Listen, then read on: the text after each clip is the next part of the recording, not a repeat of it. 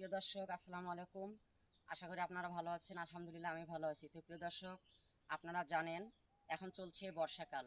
তো প্রিয় দর্শক, এই বর্ষাকালে আপনাদের বাড়ির আশেপাশে পানি জমা হয়ে থাকতে পারে।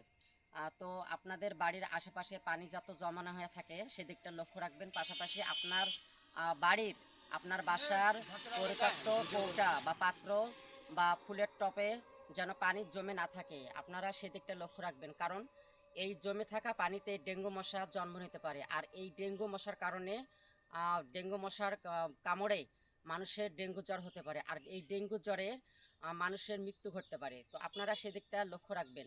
তো প্রিয় দর্শক, আপনারা সব দিকটা লক্ষ্য রেখে চলাফেরা করবেন। আপনাদের বাড়ির আশেপাশে সব সময়, আমি আবার বলছি, আপনাদের বাড়ির চারিপাশে আশেপাশে আপনারা পরিষ্কার পরিচ্ছন্নতা রাখবেন।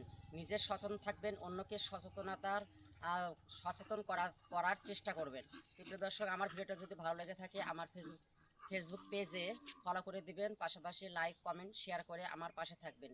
তো ভালো থাকবেন। আল্লাহ হাফেজ।